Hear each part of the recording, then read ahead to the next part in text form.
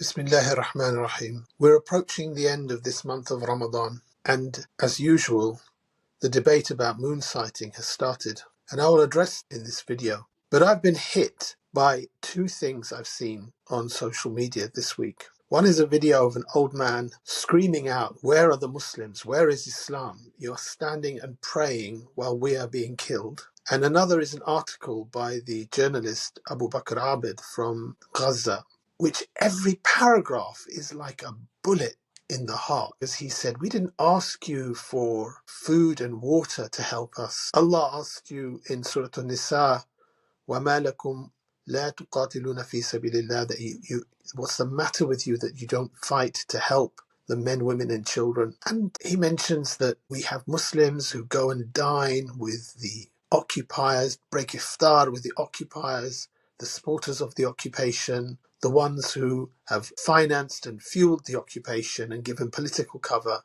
while they in Gaza are struggling to find food for their iftar. Our social media feeds are full of people sharing their iftar food, people going on beautiful trips to the Haramain, people collecting for charity. The bloodshed in Gaza, which cannot be stopped by charity. A siege of Gaza where not one bit of aid has got in for the last 3 weeks, and yet we're being asked to donate more and more and more, and we're wondering where that donation is going to, because it's literally not able to get in. And I feel like we've gone mad. Muslims are coming to the end of Ramadan, and we say to each other, تَقَبَّلَ اللَّهُ مِنَّا وَمِنْكُمْ. May Allah accept from you and from me, and I pray Allah accepts from you and me. And we ask that Allah forgives our shortcomings, and I pray that Allah forgives our shortcomings. But honestly, I never thought I would hear myself say this. When it comes to the shortcomings of this ummah in relation to Gaza,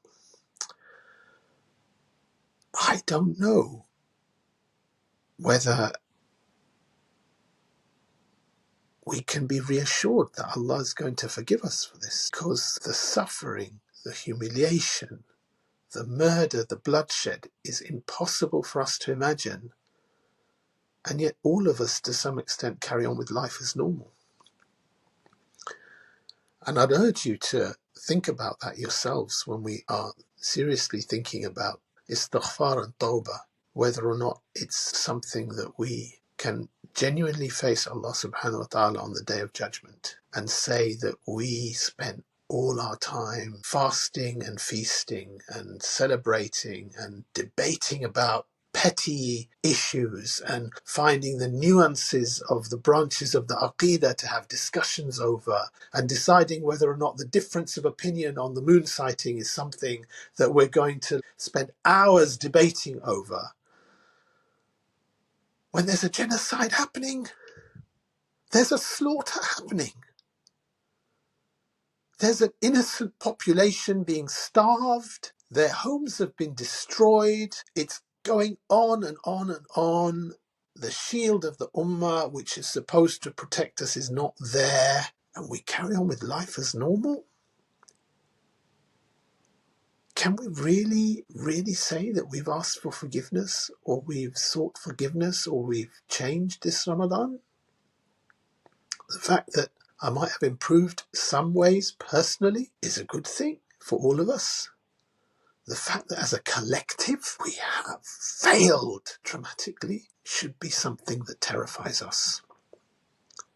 So my final word on the moon sighting issue is, may Allah accept your Eid, whichever day you do it, but may Allah unite us behind one Amir al-Mu'mineen, who doesn't just solve the moon sighting issue, but solves the issue of Gaza, Palestine and al-Masjid al-Aqsa. Sallallahu ala nabiyyina Muhammadin wa ala alihi wa sahbihi ajma'in. Assalamu alaikum wa rahmatullahi wa barakatuh. Taqabbal Allah minna wa minkum.